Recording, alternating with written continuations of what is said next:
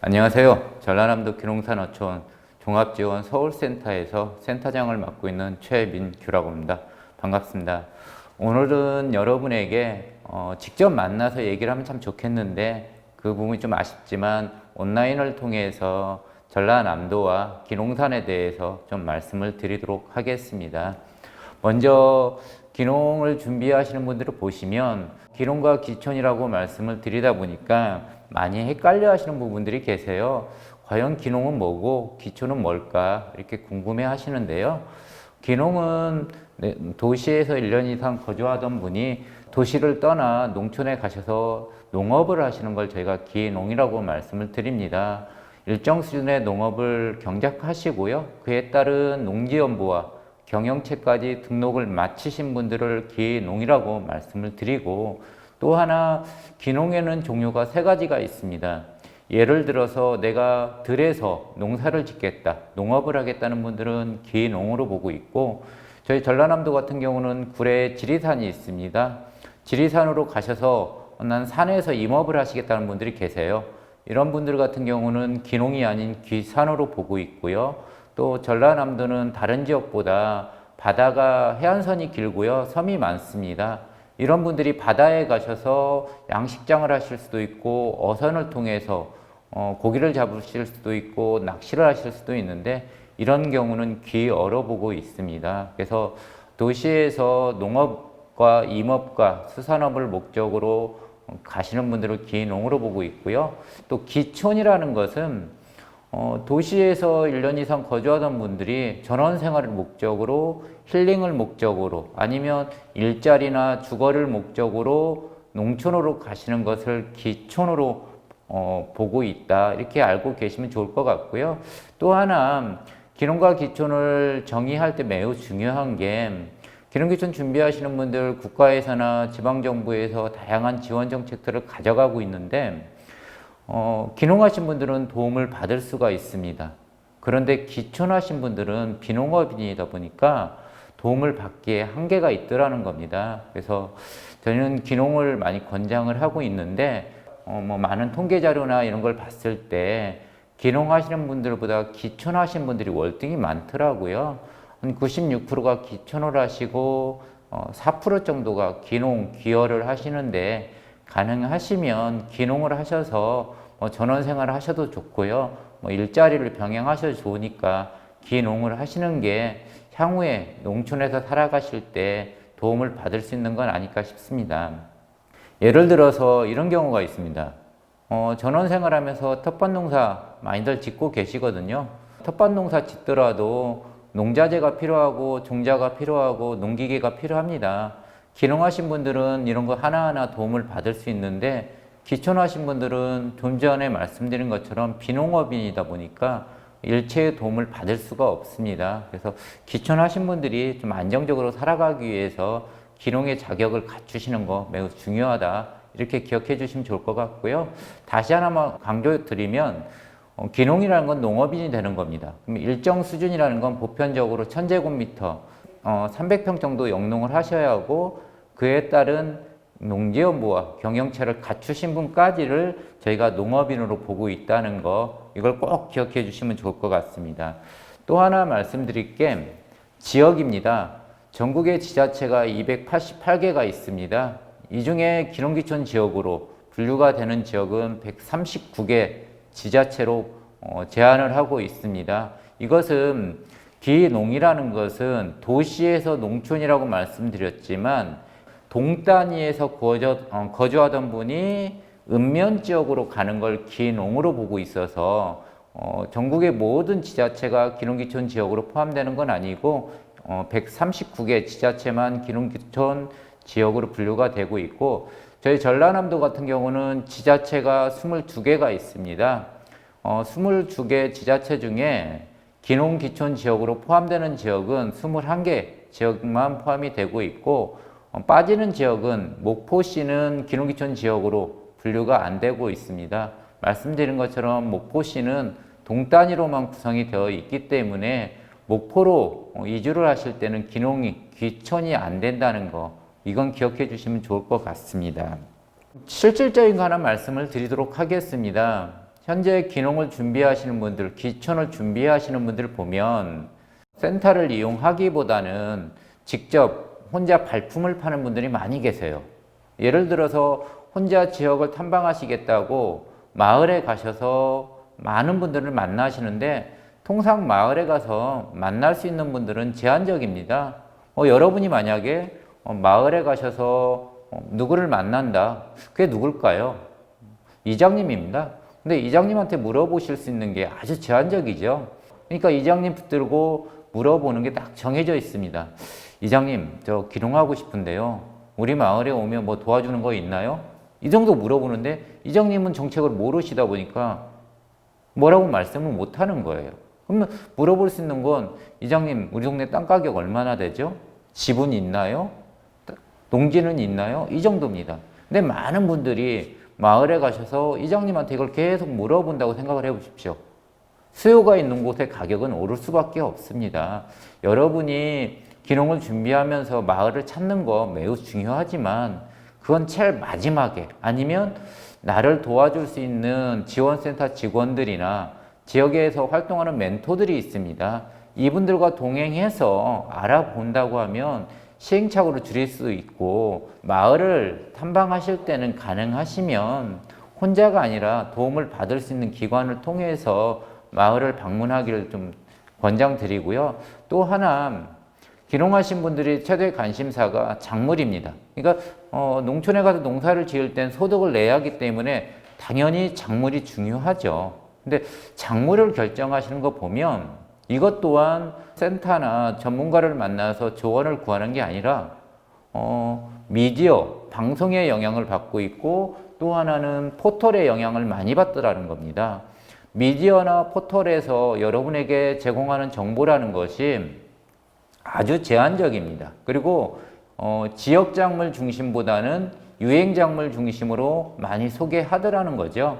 유행 작물은 유행 주기가 딱 정해져 있습니다. 그 대표적인 작물이 여러분이 잘 알고 계신 블루베리, 복분자, 아르니아 유행 주기 3년을 넘기지 않았습니다. 근데 기농하신 분들이 많이 선택하셨던 작물이고 현재도 많이 재배를 하고 있더라는 겁니다. 그러다 보니까 유행 주기가 꺾이면 작물 가격도 그렇고 유통에서도 많은 애로사항이 있거든요. 그래서 여러분이 작물을 결정하실 때는 가능하시다고 하면 기술센터나 기술원을 방문하셔서 그 작물 전문가들이 있습니다. 그분들에게 조언을 구하고 그 지역에 맞는 작물을 선택하신다고 하면 작물을 재배하는 거, 유통하는 거, 가공하는 거, 마케팅하는 것까지도 도움을 받을 수 있기 때문에 가능하다고 하면 유행 작물보다는 지역에서 육성하는 작물로 작물을 결정하시고 시작하시면 어떨까 싶습니다.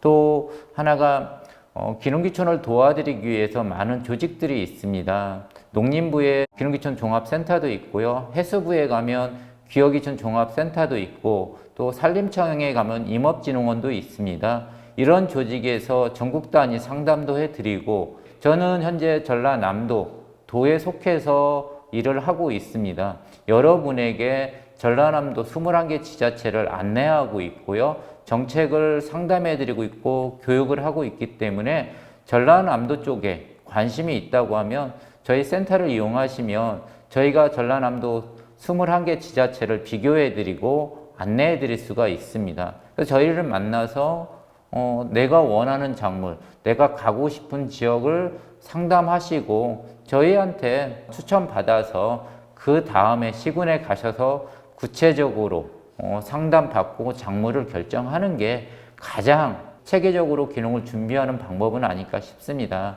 다시 말씀드리면 혼자 지역을 탐방하는 것, 또 미디어의 영향을 받아서 작물을 결정하는 것은 조금 지양하시고요. 중간 지원 조직을 활용해서 지역을 결정하신다고 하면 여러분이 기농을 준비하는데 더 체계적으로 준비할 수 있지 않을까 싶습니다.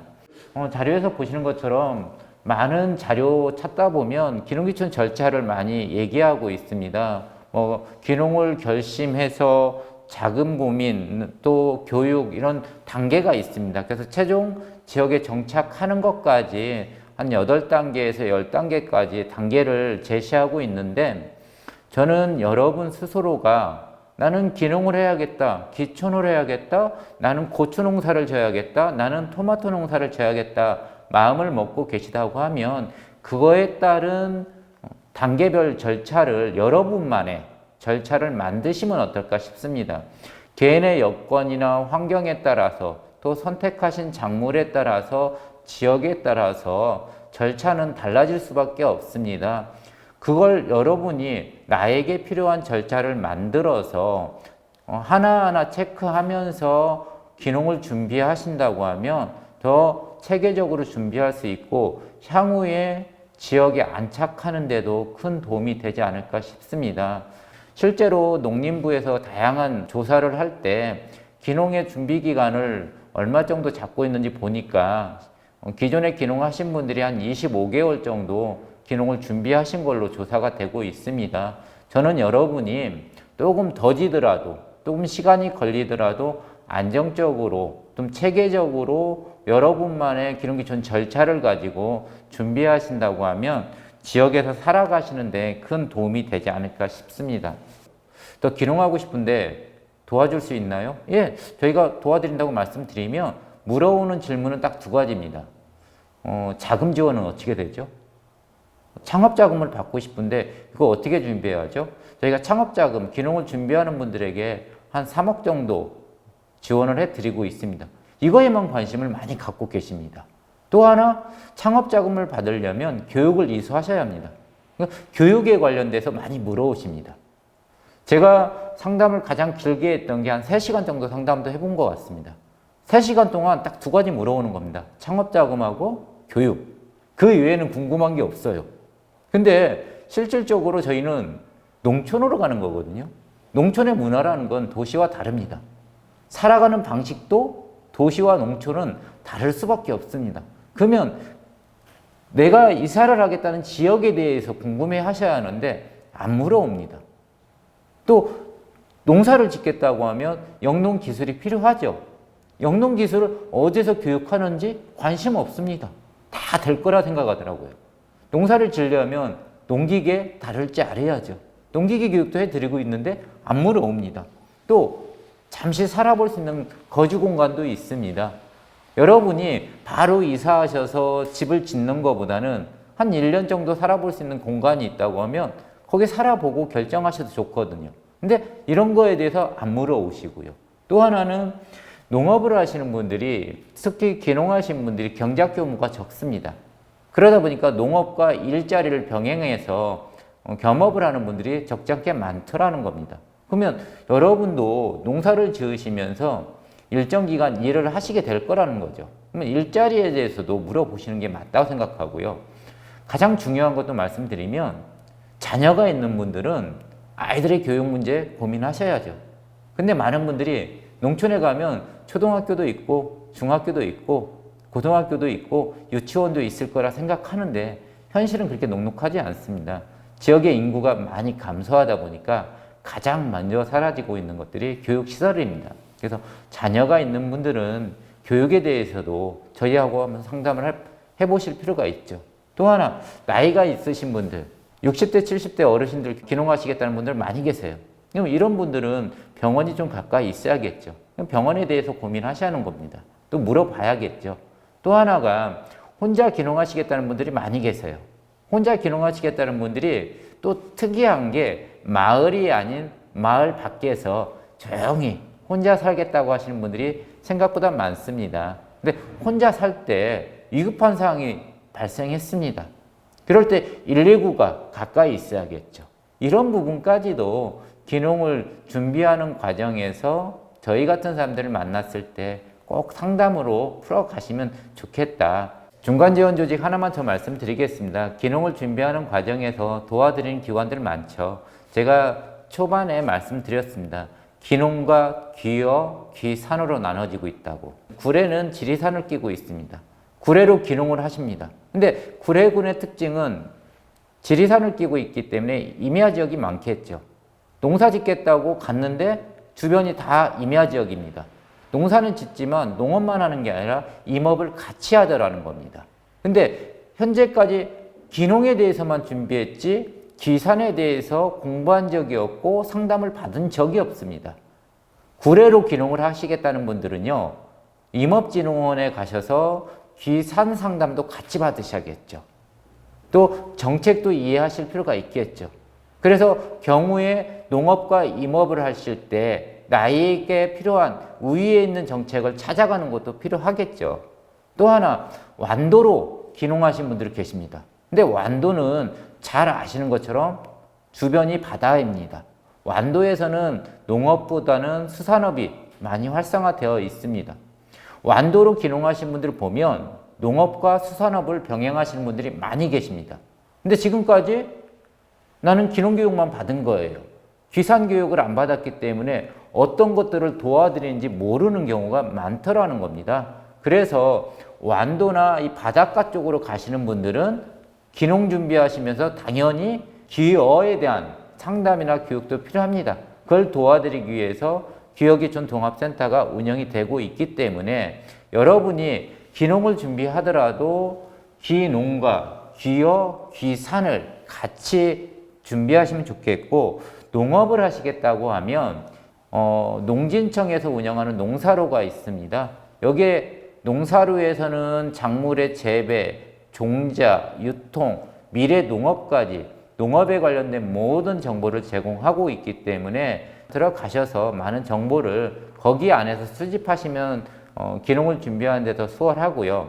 또 귀농하신 분들이 최대 관심사가 땅을 사는 거, 집을 짓는 겁니다. 근데 땅을 살 때는 유의할 것도 많고 조심해야 할 것도 많습니다. 그래서 그걸 도와드리기 위해서 농지법을 쉽게 풀어서 제공하고 있는 농지114라는 홈페이지가 있고요.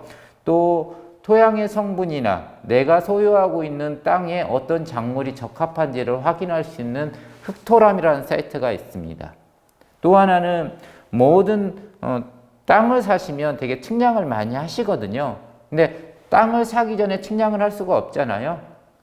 땅을 사기 전에 내가 원하는 땅의 측량값을 확인할 수 있는 스마트 국토 정보라는 어플도 있습니다. 또 하나는 모든 토지에는 규제가 있습니다. 여러분이 땅을 사셔서 집을 짓고 싶다 해도 내가 내 땅에 길을 만들고 싶어도 규제로 물려있기 때문에 할 수가 없더라는 거죠. 이런 정보를 확인할 수 있는 토지이용 규제 정보 서비스라는 사이트가 있습니다. 그래서 토지를 거래하실 때는 농지114, 흑토람, 스마트 국토정보, 토지이용 규제 정보 서비스를 좀 활용하신다고 하면 좀 더 안정적으로 땅을 확보할 수 있지 않을까 싶고요. 농촌 체험에 관심들이 많으세요. 그럴 때는 웰촌이라는 사이트가 있습니다. 웰촌에 들어가셔서 보시면 농촌에서 이루어지는 다양한 체험 프로그램을 벤치마킹 할 수 있고요. 6차 산업이라는 게 있습니다. 귀농하신 분들이 경작 규모가 적은데 소득은 좀 많이 나는 편입니다. 그 이유는 1차 농업과 2차 가공, 3차 체험 이걸 더하면 6이 됩니다. 그래서 6차 산업이라고 말씀드리는데 귀농하신 분들이 6차 산업 인증을 많이 받았습니다. 그래서 여러분 또한 농업을 하면서 6차 인증을 받을 확률이 높습니다. 그래서 귀농을 준비하는 과정에서 각 도에 보면 저희 전라남도에도 6차 산업지원센터가 있는데 여기에서 상담을 받고 6차 준비를 어떻게 해야 할까 이것도 한번 상담을 받는 것도 중요하지 않을까 싶고, 농지를 임대하실 때는 농지은행을 활용하셔야 합니다. 각 지역마다 농지은행이 있기 때문에 여기를 활용하시면 좋겠고, 또 경매에 관심들 많으세요. 보시는 것처럼 대법원에서 경매 관련된 정보를 확인이 가능합니다. 그래서 경매를 받기 원하시는 분들은 대법원이나 아니면 한국자산공사의 온비즈라고 사이트가 있습니다. 여기를 활용하시면 경매 입찰 정보를 좀 확인할 수가 있습니다. 그 이외에도 도와드리는 기관들이 많거든요. 귀농을 준비할 때는 이런 기관들을 직접 방문하는 건 어렵겠죠. 근데 홈페이지들을 운영하고 있기 때문에 이런 공간을 좀 활용하시면 준비하는 과정에서 더 유용하게 활용할 수 있지 않을까 싶습니다. 다음은 귀농귀촌 준비하시는 분들이 지역에서 일정 기간 머물면서 준비할 수 있는 공간에 대해서 좀 말씀을 드리도록 하겠습니다. 귀농이라는 게 지역을 선택하시고 작물을 결정하실 때 도시에서 농촌으로 왔다 갔다 하는 게 현실적으로 녹록하지 않습니다. 그래서 많은 지자체나 중앙부처에서는 그 임시 거주 공간을 마련해서 귀농을 준비하는 분들에게 제공을 하고 있습니다. 먼저 농림부 같은 경우는 체류형 농업 창업 지원 센터를 전국적으로 운영하고 있고, 저희 전라남도 같은 경우는 구례에서 운영이 되고 있습니다. 체류형 같은 경우는 연초에 모집을 하는데 1년 정도 거주하시면서 영농 실습도 할 수 있고 텃밭 농사도 지어볼 수가 있습니다. 숙소는 20평 내외 독립세대를 임대해드리고 있고요. 들어오시는 분들에게 아까 말씀드린 것처럼 텃밭, 공동 실습농장 운영하고 있고, 농기계 교육이나 영농 교육도 같이 병행을 하고 있습니다. 저는 가능하시다고 하면 여러분이 구례에 있는 체류형 같은 걸 좀 활용하신다고 하면 귀농을 준비하실 때 수월하게 준비할 수 있고요. 여기에 계시면서 지역민들과 교류도 좀 하시고, 꼭 구례뿐만 아니라 인접해 있는 담양, 곡성 그 일대까지 한번 돌아보신다고 하면 더 수월하게 준비할 수 있지 않을까 싶습니다.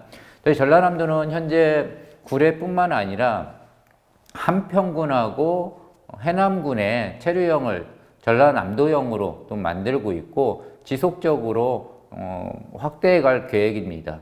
또 전라남도는 먼저 살아보기라는 프로그램을 진행하고 있습니다. 최소 5일에서 60일까지 여러분이 마을에 있는 체험여행마을이나 이런 공간을 이용해서 머물면서 지역을 탐방할 수 있도록 먼저 살아보기 프로그램도 진행이 되고 있고, 또 지자체에서는 월 단위로 거주가 가능한 귀농의 집이라는 게 있습니다. 마을의 빈집을 리모델링해서 귀농 희망자들에게 월 단위로 월 10만 원 정도의 임대를 해드리고 있기 때문에 체류형이나 먼저 살아보기나 귀농의 집을 활용해서 지역에서 거주하시면서 지역민들과 교류하시면서 귀농을 준비한다고 하면 더 안정적으로 준비할 수 있지 않을까 싶고요. 또 하나 다른 거 하나 좀 말씀드리면, 귀농을 준비하시는 분들이 현실적인 거에 대해서도 고민을 하실 필요가 있습니다. 이게 자금하고 좀 연결이 되는데요. 우리 귀농하신 분들이 평균 1억 7천의 자기 자본금을 가지고 귀농을 준비하고 계십니다. 이 1억 7천 중에 영농에 투자하는 금액은 1억 2천 정도 되고 있고, 경작 규모는 1200평 정도 농사를 짓는 걸로 조사가 되고 있습니다. 보시는 것처럼 많은 분들이 채소나 과수, 단기 수익으로 연결 가능한 작물로 접근하고 있고요. 또 하나는 이렇게 농사 지었을 때 연 소득이 창출이 되는 걸 보면 귀농 1년 차에서부터 5년 차까지 금액이 상이하게 나오고 있습니다. 그나마 다행인 것은 귀농 4년 차, 5년 차 됐을 때 농업인 평균 소득과 비슷해진다는 겁니다. 근데 여기에서 고민하셔야 할 것은 1년 차에서 3년 차까지 투자 자금만 고민하시는데, 또 하나 고민하셔야 할 것은 운영 자금하고 농사를 짓다 보면 인력도 필요하고 전기도 필요합니다. 이게 운영 자금이거든요. 연 한 2천에서 3천만 원 정도 소요가 됩니다. 또 운영비 포함해서 또 하나 필요한 것이 생활비입니다. 생활비는 월 농업인 세대별로 농업인들이 한 180만 원 정도 소요가 되는 걸로 조사가 되고 있습니다. 그러니까 투자자금, 운영비, 그리고 생활비까지 최소 3년치의 예산을 여러분이 자기 자본금으로 가져오시던가, 아니면 투자부로서 지역에서 일을 병행하는 방법으로 자금을 확보하실 필요가 있는 건 아닐까 싶습니다. 지금까지 귀농귀촌 준비하시는 분들에게 필요한 그 준비 절차에 대해서 말씀드렸습니다. 귀농 중심으로 말씀드렸는데, 다음 시간에는 기촌에 관련돼서 말씀을 드리도록 하겠습니다. 감사합니다.